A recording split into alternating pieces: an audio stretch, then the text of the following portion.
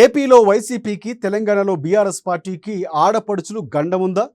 పని కట్టుకుని వైసీపీని ఓడించడంలో షర్మిల సక్సెస్ అయ్యారు. ఇప్పుడు అదే బాటలో కవిత నడుస్తున్నారా? కావాలనే కారుని ఆమె ఇరుకున పెడుతున్నారా? తెలుగు రాష్ట్రాల్లో చెల్లెమ్మల గండం పార్టీలకు తప్పదా? ఇంతకీ కవిత ఏం చేయబోతున్నారు, ఏం చేస్తున్నారు ఇప్పుడు చూద్దాం.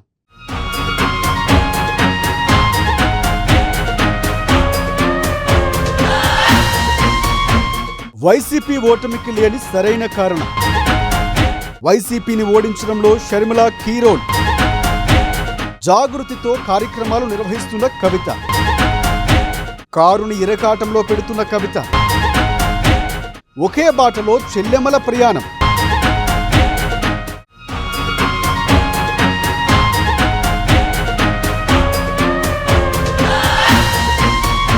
వైసీపీ ఎందుకు ఓడిపోయిందంటే ఈ రోజుకి సరి అయిన విలువైన కారణం చెప్పలేరు.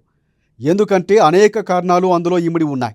వాటిలో అత్యధిక శాతం అధినాయకత్వానికి నేరుగా సంబంధం ఉన్నవే. అందువలనే ఓటమి మీద ఆత్మవిమర్శలు, సమీక్షలు పూర్తి స్థాయిలో ఉన్నాయా అన్నదే ప్రశ్న.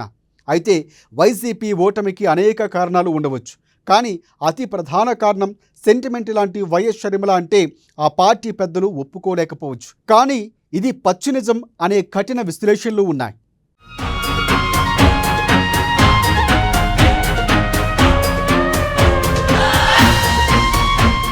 చెల్లెలు షర్మిల అన్నయ్య జగన్ మీద నేరుగా చేసిన ఆరోపణలు వైసీపీ హార్ట్ కోర్ రీజియన్ అయిన రాయలసీమ జిల్లాల వారు కూడా నమ్మారు.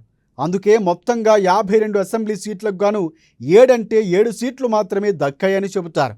ఇక షర్మిల జగన్ మీద తన రాజకీయ పోరాటానికి ముందు వైసీపీని ఎలా ఓడించాలనే వ్యూహాలు బాగానే గీశారు. అందుకే వైసీపీ ఫ్యాన్కి ఎదురు నిలిచి సునామీ లాంటి ఎదురుగాలితో ఫల్టీ కొట్టించడం వెనుక షర్మిల ప్రభావం గాఢంగా ఉందని అంతా నమ్ముతారు.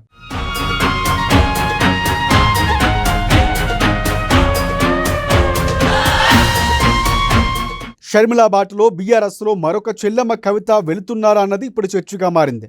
ఎందుకు అంటే బీఆర్ఎస్ మీద విమర్శలు చేస్తూ ఓ ఛానల్లో కూడా బీఆర్ఎస్ మీద పరోక్ష విమర్శలు చేశారు. కేసీఆర్, కేటీఆర్ల గురించి ఆమె తన మనసులోని మాటలు చెప్పకనే చెప్పారు. బీఆర్ఎస్లో తన పాత్ర గురించి చెప్పారు.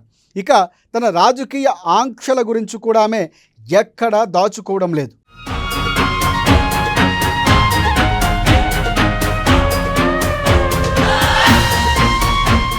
అయితే ఇద్దరు చెల్లెమ్మలు ఒకే బాటన పయనిస్తున్నారా అన్నదే ఇప్పుడంతా చర్చించుకుంటున్నారు.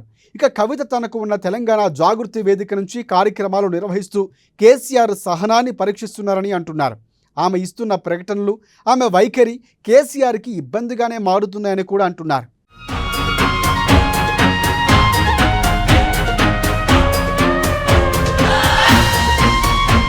ఇది చాలదన్నట్లుగా బీఆర్ఎస్ మీద నిత్యం ఏదో విధంగా వ్యతిరేక వార్తలు వండి వార్చేలా కూర్చొని ఇంటర్వ్యూలు ఇవ్వటం అంటే ఆమె ఏమి చెప్పదలుచుకున్నారన్నదే అంతా ఆలోచిస్తున్నారు.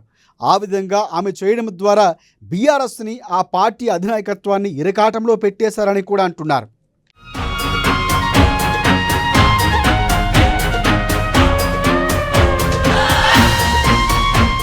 నాడు ఒక చెల్లెమ్మ కొంగు బిగించి వైఎస్ జగన్కి ఆగర్భ ప్రత్యర్థిగా మీడియా రంగంలో ఉన్న ఒక ఛానల్ ముందు చెప్పాల్సిందంతా చెప్పారు.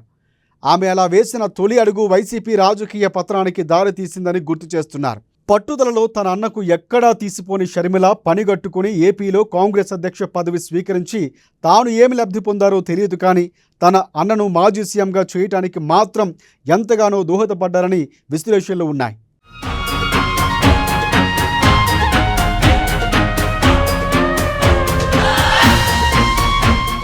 ఇక తెలంగాణలో చూస్తే మరొక ఆడపడుచు దూకుడు చేస్తున్నారు.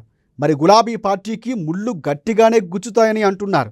అయితే షర్మిలను కాంగ్రెస్ అనే జాతీయ పార్టీ తన ఆయుధంగా ప్రయోగించింది అని అంటారు. కవితకు ఏ రాజకీయ పార్టీ దన్ను దొరుకుతుందో, ఏ రకమైన అండ ఆమె అందుకోబోతున్నారో ప్రస్తుతానికి సస్పెన్స్ అని అంటున్నారు.